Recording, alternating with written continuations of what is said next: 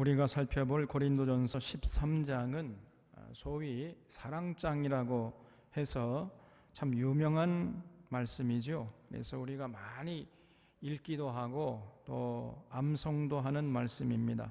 그러나 동시에 많은 오해를 하고 있는 말씀이기도 해요.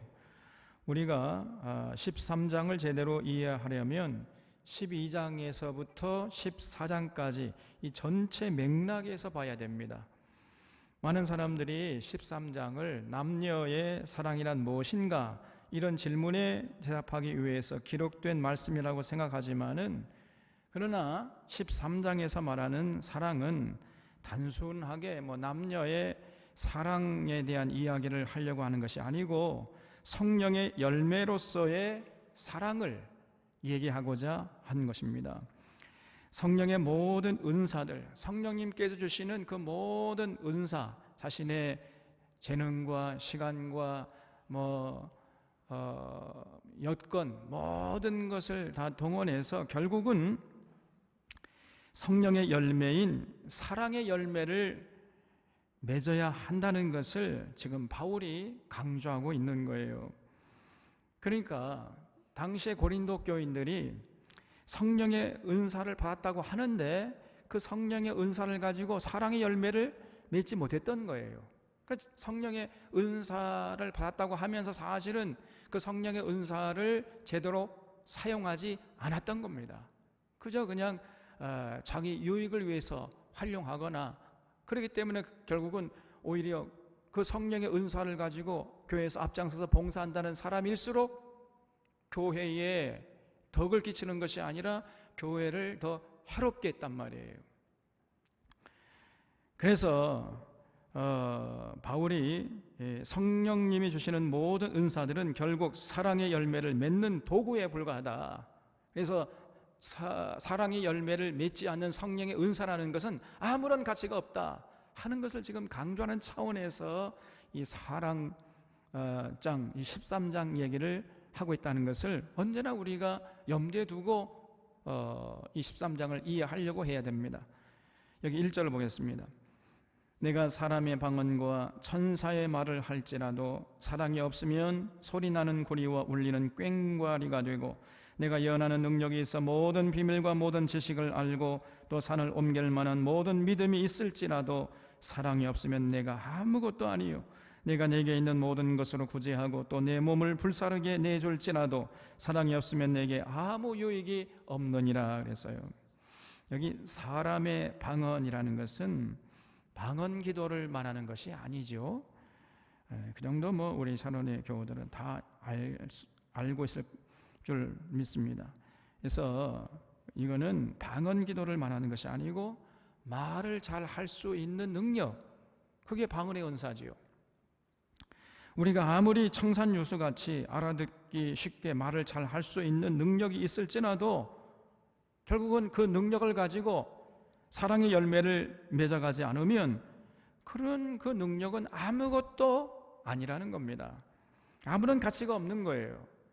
또 천사의 말이라는 것은 듣기 좋고 달콤한 말을 말하는 거지요. 그래서 어떤 대단히 듣기 좋고 유익한 말이라고 생각되는 그런 말을 한다 할지라도 결국 그것이 사랑으로 귀결되지 않으면 그런 말들은요 그냥 울리는 꽹과리에 불과하고 귀만 아프게 하는 잡소리에 불과하다는 겁니다. 또 예언하는 능력이 있어가지고 모든 비밀과 모든 지식을 알고 있다 할지라도 그것을 통해서 사랑의 열매를 맺어가지 않으면 그것은 아무런 가치가 없다는 거예요. 심지어 내게 있는 모든 것으로 구제하고, 그러니까 나의 가진 모든 걸 가지고 나눠줘가지고 어려운 사람들 막 돕고 심지어 내 몸을 불사르게 내어준다 할지라도 결과적으로 사랑의 열매를 그 삶의 현장에서 맺지 않으면 아무런 의미가 없다는 거예요. 괜히 몸만 아프고 고통스러운 것입니다. 이처럼 성령의 모든 은사들은 결국은 사랑의 열매를 맺는 도구가 될 때, 사랑의 열매를 맺는 도구로 기능하고 작동될 때, 그때 비로소 그 사랑의 그 성령의 은사가 의미가 있는 것이고 빛을 발하는 것이고 가치가 있는 것이지요. 지난주에 말씀드린 대로 교회는 오순절 다락방에 성령님이 강림하심으로 역사의 무대에 등장하지 않았습니까? 이렇게 성령 강림으로 세워진 모든 교회는 성령님이 주시는 은사를 잘 활용해서 결국 사랑의 열매를 맺어야 되는 거지요. 그 공동체 안에 있는 모든 교인들이 성령님이 주시는 은사를 잘 활용해서 결국은 저마다 사랑의 열매를 풍성히 맺는 교회가 진정으로 하나님께서 원하시는 건강한 교회인 것입니다. 그래서 갈라디아서 5장 22절에서 오직 성령의 열매는 사랑과 희락과 화평과 인내와 자비와 양성과 충성과 온유와 절제니 이 같은 것을 금지할 법이 없느니라 그랬잖아요. 성령의 열매 중에서 제일 먼저 나오는 것이 사랑의 열매라요. 사랑입니다. 그래서 사랑은 성령의 은사가 아니고 성령의 열매란 말이에요. 성령의 은사를 가지고 맺어가야 할 성령의 열매가 바로 사랑입니다. 그래서 모든 성령의 은사들은 사랑의 통제를 받아야 하는 것이고 결국은 사랑으로 규결되어야 돼요. 그 성령의 은사를 통해서 사랑의 열매를 맺지 않는 그런 성령의 은사가 있다면 그거는 가짜입니다. 그건 진짜 성령께 주시는 은사가 아니라는 거예요. 그거는. 그래서 성령께서 주시는 은사를 가지고 결국 사랑의 열매를 맺어야 그 은사가 성령께 주시는 은사임을 우리가 확증할 수가 있는 것입니다. 사랑의 열매를 맺지 않는 모든 신앙의 행위는 아무런 유익이 없을 뿐 아니고 하나님이요 가증히 여긴단 말이에요. 가증히. 사랑의 열매를 맺지 않는 성령의 은사는 있을 수가 없는 것입니다. 그래서 사랑의 열매를 맺지 않는 예언의 은사, 사랑의 열매를 맺지 않는 지식의 은사, 사랑의 열매를 맺지 않는 방언의 은사, 사랑의 열매를 맺지 않는 신뢰의 은사, 이 모든 것들은 성령이 주시는 은사가 아닙니다. 성령이 주시는 은사는 반드시 사랑의 열매를 맺어가기 때문이에요. 그러므로 성령의 인도하심을 받는 성도들이 모인 교회도 반드시 사랑의 열매를 맺어야 됩니다. 그래서 사랑의 교회가 되어야 돼요. 사실은 우리가 교회에서 어떤 사역을 할 때마다 우리는 스스로 물어야 됩니다. 우리가 지금 왜 이것을 하려고 하는가 질문해야 돼요. 예를 들어서 교회마다 부흥회를 하는데 여러분 왜 부흥회를 하는 것입니까? 어떤 교회는요 언제 부흥회를 하느냐, 조금 재정이 어렵거나 건축을 앞에 두고 있을 때 부흥회를 해요. 그러니까 교인들이 왜 부흥회를 하는지 다 압니다. 이제는 정말 부끄러운 모습이지요. 여러분 교회에서 하는 모든 사역들은 결국 사랑의 열매는 맺는 것으로 규결되어야 됩니다. 교회는 이익을 추구하는 회사가 아닙니다. 교회는 하나님의 사랑을 이웃에게 전하는 하나님의 거룩한 도구입니다. 이 땅에 하나님 나라를 세워가고 하늘의 생명을 세상에 전하는 하나님의 거룩한 도구가 교회인 것입니다. 여러분 교회가 왜 예배를 드리는 것입니까? 하나님의 사랑을 확인하고 그 사랑으로 무장하기 위해서 우리가 예배 드리는 거예요. 교회가 왜 부흥회를 하는 것입니까? 하나님 말씀을 통해서 하나님의 사랑을 깨닫고 그 사랑을 이웃에게 전하기 위해서 부흥회를 하는 거 아니겠어요? 교회가 왜 전도하는 것이에요? 전도하는 목적이 뭡니까? 이웃에게 하나님의 사랑을 전하기 위해서 전도하는 거예요. 다른 목적이 있으면 안 됩니다. 교회가 왜 존재하는 것입니까? 하나님의 사랑을 세상에 전하기 위해서 교회가 존재하는 것이에요. 사랑의 열매를 맺지 않는 모든 교회의 행위는 그 교회가 병든 교회임을 만천하에 드러내는 것이고 교회를 더욱 천박하게 만들 뿐입니다. 그러니까 종종 노예에서 하는 남선교회 체육대회에 참여하고 나면요 그 뒷맛이 씁쓸해요. 체육대회를 하는 이유와 목적이 뭡니까? 주님의 몸된 교회를 이루는 지체들끼리 서로 교제하면서 사랑을 나누기 위함 아니겠어요? 다시 말해서 사랑을 성령의 은사로 맺어야 할 그 성령의 열매인 사랑을 연습하고 훈련하기 위함 아닙니까?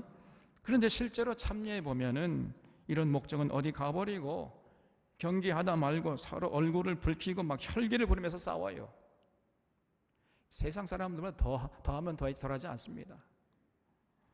또 자기 교회에 나오지도 않는 교인인데 그저 선수로 출전시켰다가 부정 선수로 이렇게 이제 지적을 받고 서로 아니다 기다 막 그러면서 얼굴 붉혀 싸우는 겁니다. 정말 이 교회가 사랑의 열매를 맺지 못하고 있는 부끄러운 자화상이지요. 그런 체육대회 참여할 때마다 괜히 참여했다 이거 뒷맛이 씁쓸한 거예요. 여러분, 우리가 교회에서 봉사하거나 헌신할 때 지금 내가 하는 모든 신앙의 행위와 헌신이 무엇을 위함인가 스스로 물어야 돼요. 그리고 사랑의 동기에서 사랑의 열매를 맺기 위함이라고 자신 있게 말할 수 있어야 하겠습니다. 우리의 삶의 현장에 사는 모든 일들도 마찬가지예요. 내가 이 사업을 왜 지금 하고 있는가? 나는 이 직장을 왜 다니는가? 나는 대학에서 왜 공부하고 있는가? 이 모든 질문에 대한 대답이 사랑의 열매를 맺기 위함이다. 이것이 되어야 하는 것입니다. 여러분, 왜 사업을 합니까? 그저 세상 사람들처럼 잘 먹고 돈 많이 벌어가지고 잘 살기 위함입니까? 믿는 자들은 그 정도 수준에 그치면 안 돼요. 사랑의 열매를 맺기 위해서 내가 사업을 한다. 이 정도가 되어야 됩니다. 여러분, 왜 직장을 다닙니까? 목구멍이 포도청이기 때문에 직장에 다니는 거예요? 그 정도가 아니고 이웃을 사랑하기 위해서 내가 이 직장에 다닌다. 세상을 더 건강하게 하고 풍요롭게 하기 위해서 내가 지금 이 일을 하고 있다. 이렇게 자신 있게 말할 수 있어야 됩니다.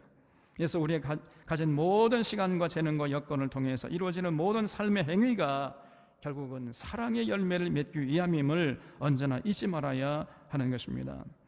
그런데 당시 고린도 교회의 교인들은 그렇지 않았던 거예요.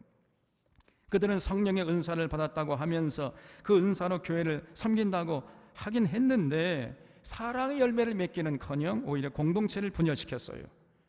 교회를 섬긴답시고 열심을 내긴 하는데 근데 오히려 많은 사람에게 상처를 주었습니다. 형제끼리 서로 다투고 서로 당을 짓고 서로 판단하고 정죄하면서 분란을 일으켰어요. 이거는 성령의 역사가 아니고 성령의 역사를 가장한 악령의 역사였단 말이에요. 열매로 나무를 알 수 있는 것입니다. 진실로 성령의 역사라면은 그 성령의 은사로 교회를 섬긴다면은 반드시 그 사랑의 열매를 주렁주렁 맺는 것이에요. 이게 분명한 진리 중의 진리인 것입니다. 자, 그렇다면 이 시점에서 우리가 반드시 제기해야 할 질문이 있습니다. 자, 그렇다면 성령의 열매인 사랑이 무엇이냐? 이 질문을 해야 돼요. 여러분, 성령의 은사를 통해 맺어야 하는 사랑이 과연 무엇입니까? 사랑은 눈물의 씨앗입니까? 도대체 사랑이 뭐예요? 바울은 사절 이하에서 이렇게 소개하고 있어요. 사랑은 오래 참고, 사랑은 온유하며, 시기하지 아니하며, 사랑은 자랑하지 아니하며, 교만하지 아니하며, 무례히 행치 아니하며, 자기의 유익을 굳지 아니하며, 성내지 아니하며, 악한 것을 생각지 아니하며, 불의를 기뻐하지 아니하며, 진리와 함께 기뻐하고, 모든 것을 참으며, 모든 것을 믿으며, 모든 것을 바라며, 모든 것을 견디느니라 그랬어요. 성령의 열매로서의 사랑의 특성을 지금 바울이 15가지로 요약해서 소개하고 있는데, 여기 언급된 사랑의 특성들은 전부 우리의 삶 속에서 구체적인 실천으로 드러나야 할 모습들이에요.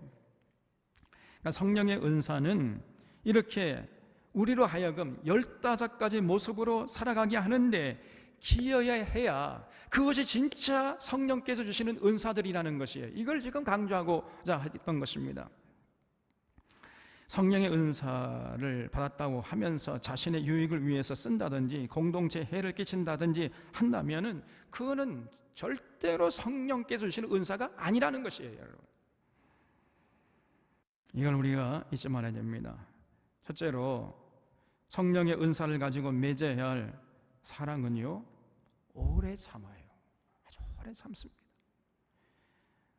지금 바울은 사랑의 특성으로 제일 먼저 오래 참는다. 다시 말해 인내를 강조하고 있지요.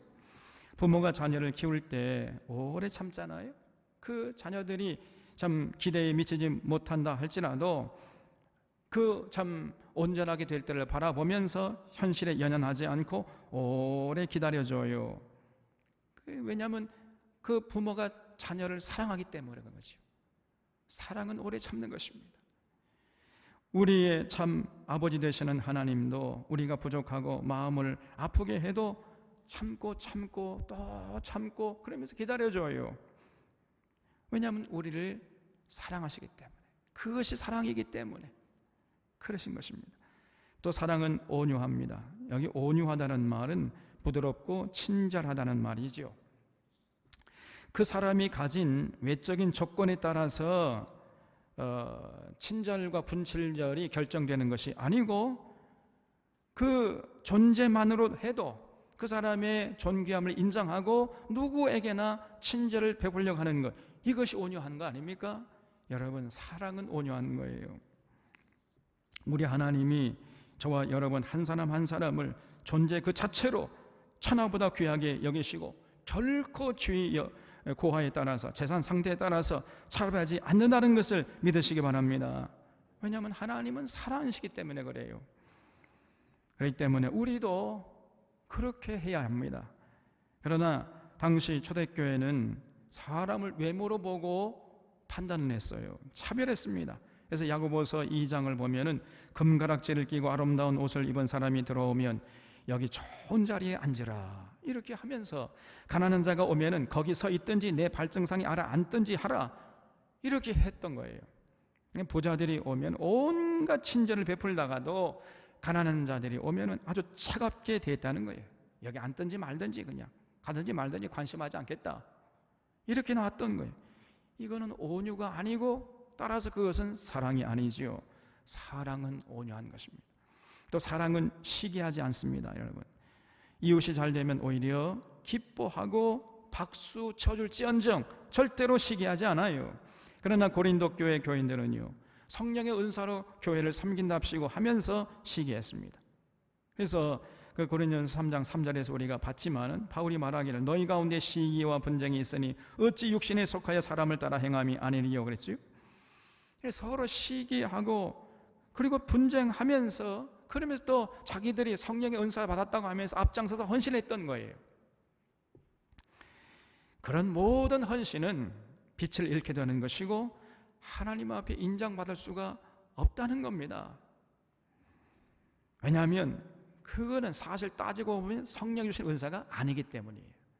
자기들은 성령의 은사라고 주장하지만은 사실은 그 성령 은사가 아니었던 것입니다. 성령이 주시는 참된 은사는 서로 위로하고 격려하고 칭찬하고 세워줘요. 절대로 시기하지 않고 상대방이 잘하면은 참 기뻐해주고 박수 쳐주는 겁니다. 또 사랑은 자랑하지 않고 교만하지 않는다 그랬어요. 모든 영광을 자신에게 돌리지 않고 하나님께 돌리는 것입니다. 그러나 고린도 교회 교인들은 자꾸 자랑해요. 모든 영광을 자신에게 돌려요. 성령의 은사로 조금 헌신하고 봉사한 다음에 그 모든 영광을 하나님께 돌리지 않고 자신에게 자꾸 돌렸어요. 그러니까 자꾸 자랑을 하는 것입니다. 그래서 자기들이 방언을 받았다고, 방언의 은사 받았다고 자랑하고 예언의 은사 받았다고 자랑하고 이렇게 끊임없이 자랑했습니다. 그러므로 그들은 어쩔 수 없이 이제 교만해진 거지요. 여러분, 자랑과 교만은 뗄래야 뗄 수 없는 동전의 양면이에요. 성령님의 인도함을 받는 사람, 성령의 은사로 봉사하는 성도는 결코 자랑하지 않습니다. 왜냐하면 자기가 잘나서 그렇게 봉사한 게 아니잖아요. 성령의 은사로 봉사한 거 아닙니까? 거저 받은 거 아니에요? 그래서 결코 자기 자랑하지 않아요. 그렇기 때문에 결코 교만하지 않습니다. 바울처럼 나의 나 되는 것은 하나님의 은혜로라 하고 모든 영광을 하나님께 돌리고 끝까지 겸손한 모습을 잃지 않는 거예요. 또 사랑은 무례히 행치 않는다 그랬지요. 여기서 무례히 행치 않는다는 말은 이웃에게 말로나 행동으로나 또 어떤 성적으로나 수치스러움을 안겨주는 그 어떤 행위를 하지 않는다는 거예요. 이게 무례히 행치 않는다는 의미입니다. 예를 들어서 상식에 어긋나는 행동을 함으로써 상대방을 당황케 하지 않는 것입니다. 또 성적인 농담을 해가지고 이성에게 수치를 안겨주는 행위를 절대로 하질 않아요. 그러나 고린도 교인들은요, 자신들이 성령의 은사를 받았다고 하면서 성적으로 부끄러운 짓을 서슴지 않았어요. 많은 여성들이 자기들이 예언의 은사 받았다고 하면서 머리를 풀어 헤치고 예언을 했습니다. 이거는 당시의 문화로서는 절대로 수용할 수 없는, 해서는 안 될 행동이었어요. 지난번에 말씀드린 것처럼 당시 문화는 여성들이 머리를 풀어 헤치는 짓을 하면은 그것은 용납될 수가 없는 것이었습니다. 굉장히 거리 여성들이나 타락한 여성들이나 성적으로 굉장한 수치스러운 일이었기 때문에 그런 짓을 하면 안 됐던 거예요. 그런데 자기들이 성령의 은사를 받았다고 하면서 많은 여성들이 이런 문화를 무시해버리고 막무가내로 남성들 앞에서 머리를 풀어 헤치면서 예언을 하려고 했단 말이에요. 이것이 무례히 행하는 것이에요. 그리고 그들은 애찬식을 할 때 가난한 사람들에게 수치를 안겨줬습니다. 주님의 이름으로 모이면서 부자들끼리 먹고 마시면서 가난한 사람들을 부끄럽게 했어요. 이것은 결코 성령의 은사를 받은 자들의 모습이 아니고, 그러므로 성령의 역사가 아니라는 거예요. 성령의 역사는 결코 무례히 행치 않기 때문입니다. 또 사랑은 자기의 유익을 구치 않는다 그랬죠. 언제나 먼저 상대방의 유익을 먼저 구하려고 그래요. 자기의 입장보다 언제나 상대방의 입장을 먼저 고려하는 것입니다. 그런 자세를 결코 잃지 않는 거예요. 그러나 고린도 교인들은요, 그렇진 않았어요. 그래서 우리가 고린도전서 10장에서 살펴봤잖아요. 우상에게 바쳐진 제물에 대한 논란에서 볼 수 있었는 것처럼 고린도 교인들은 언제나 먼저 자기의 입장, 자기의 유익을 먼저 생각하고 먼저 고려했어요. 그래서 자기들만 신앙의 거리낌이 없으면 자기 행위 때문에 믿음이 약한 사람들이 실족하든지 말든지 전혀 관심하지 않았습니다.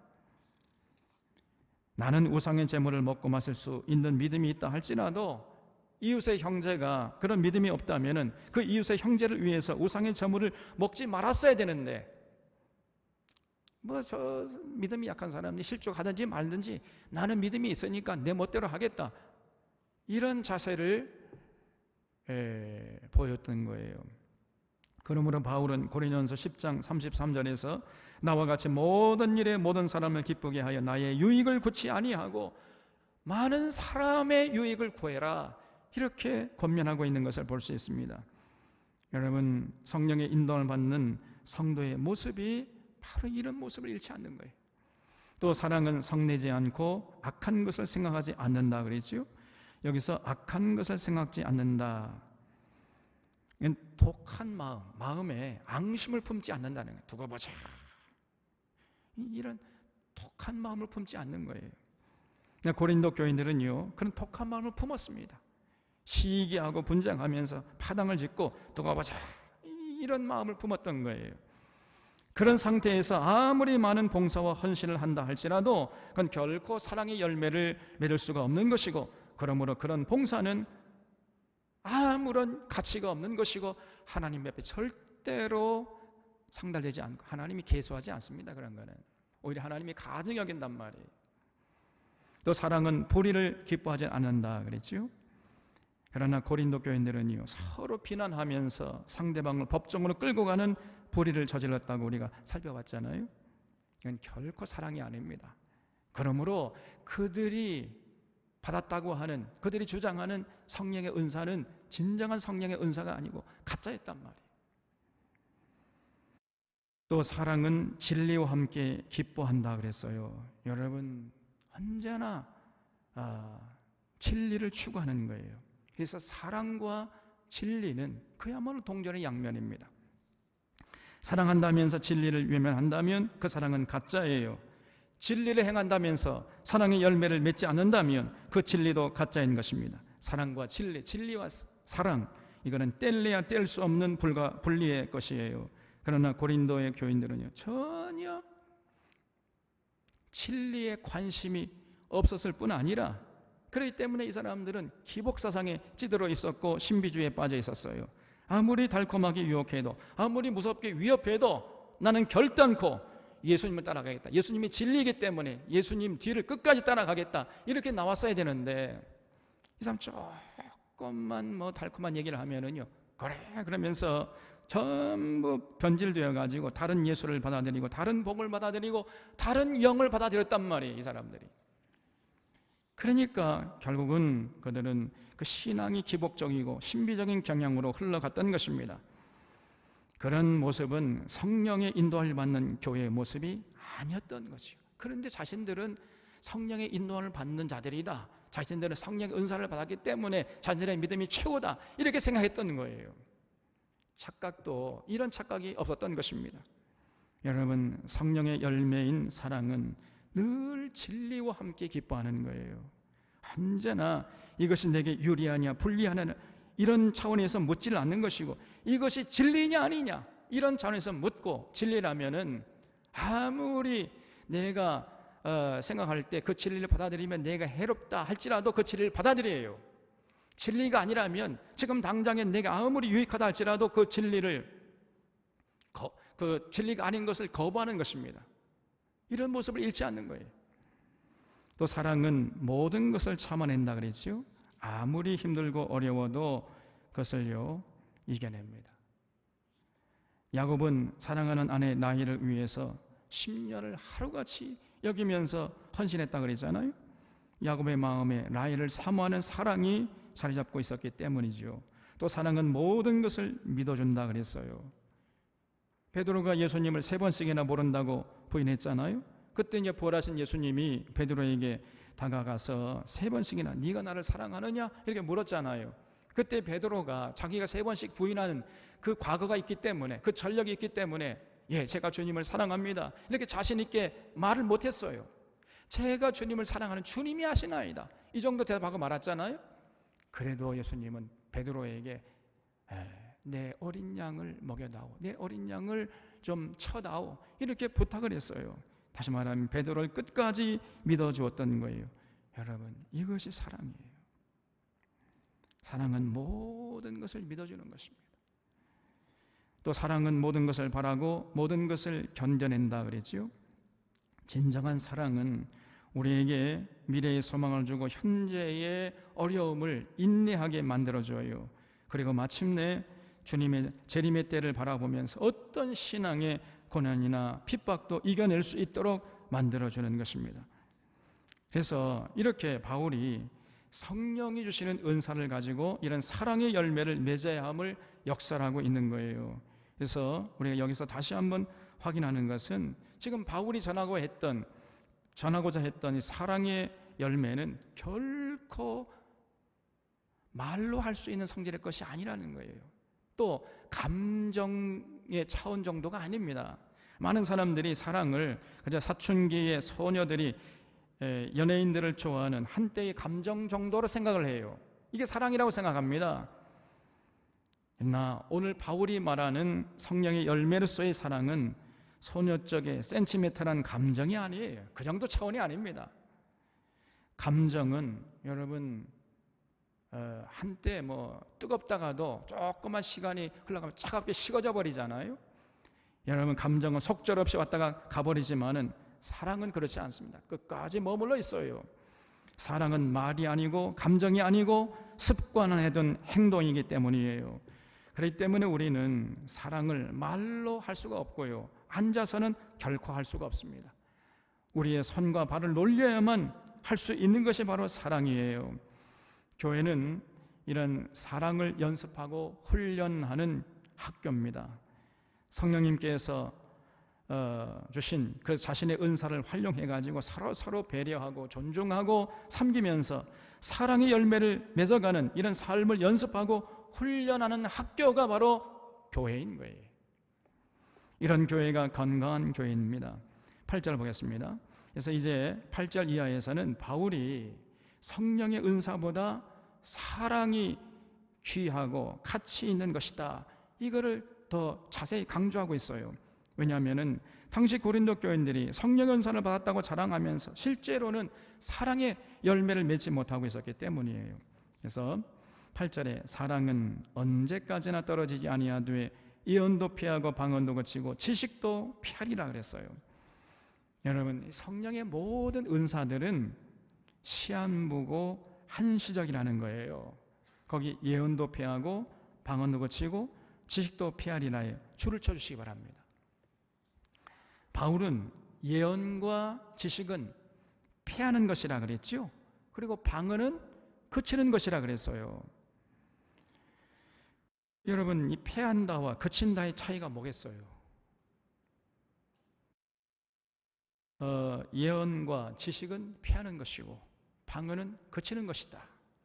동사가 좀 다릅니다. 피한다와 그친다의 차이, 피한다는 타동사고 그친다는 자동사지요. 다시 말해서 예언과 지식은 언젠가는 폐기처분될 것이라는 거예요. 폐기처분될 것이고, 또 방언은 그냥 저절로 사라져요. 폐기처분하기도 전에 지가 그냥 저절로 사라지는, 이게 방언의 은사라는 거예요. 네, 그런 차이가 있지만은 어쨌든 모든 성령의 은사는 언젠가는 폐기처분되거나 사라지게 될 것입니다. 다시 말하면은 우리가 이제 하나님 앞에 가게 되면 천국에서는요, 성령의 은사들이 필요 없습니다. 예언도 패하고 지식도 패하고 방언도 사라지게 될 것이에요. 그러나 사랑은 언제까지나 패하지도 않고 사라지지도 않는 것이에요. 그러므로 우리가 사랑의 열매를 사모하고 사랑을 더 추구해야 된단 말이죠. 9절에 우리는 부분적으로 알고 부분적으로 예언하니 온전한 것이 올 때에는 부분적으로 하던 것이 패하리라 그랬어요. 우리의 지식이라는 것이 극히 제한적이고 하찮은 것입니다. 여러분, 예언도 예언의 은사 받은 사람은 어깨에 힘을 주고 다니지만은 사실은 그 예언이라는 것도 대단한 것 같지만은요, 그건 부분적인 것은 마찬가지예요. 아무리 세계적인 석학이라 할지라도 그의 지식은 부분적입니다. 시간이 흘러가면요, 폐기 처분해 버릴 쓰레기가 되어버려요. 여러분, 19세기나 20세기 초에 굉장한 지식들이 지금은 아무것도 아니잖아요. 그냥 다 쓰레기통에 쳐놓은 쓰레기에 불과한 것입니다.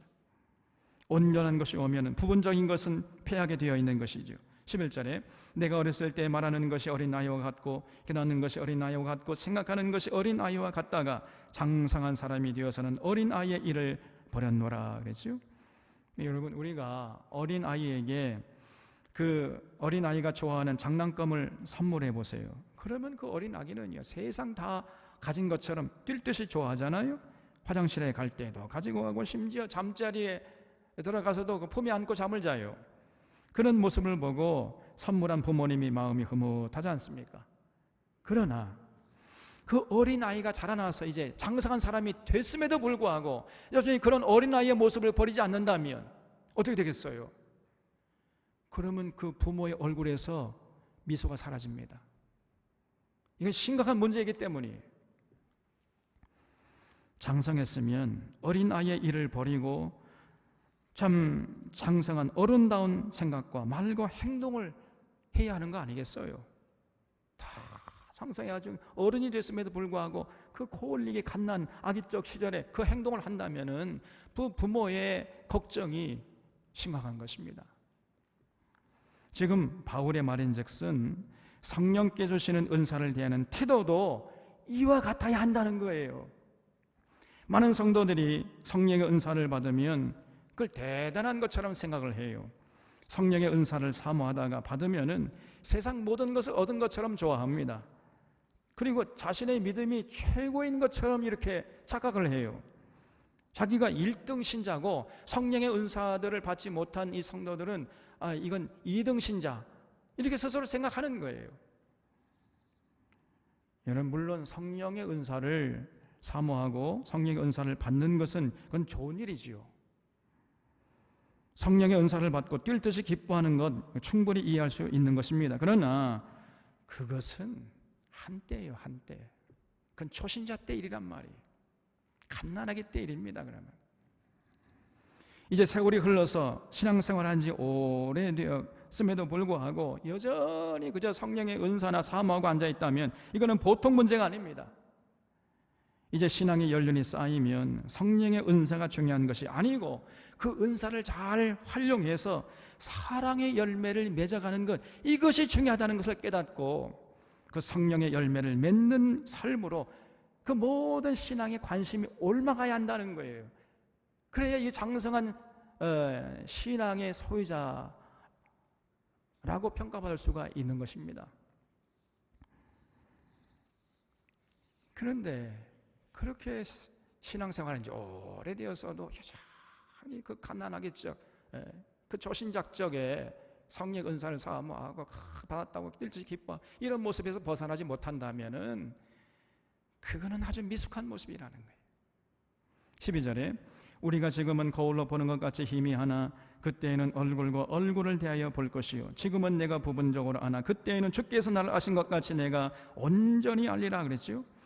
여기서 중요한 단어는 지금과 그때입니다. 지금 바울이 2번이나 반복하고 있죠. 지금은, 그때는, 지금은, 그때는 이렇게 반복하고 있는데, 지금은 우리가 거울로 보는 것 같이 희미하다 그랬어요. 당시 이 거울은요, 지금처럼 유리로 만들지 않고 뭘로 만들었을까요? 동, 구리, 청동으로 만들었지요.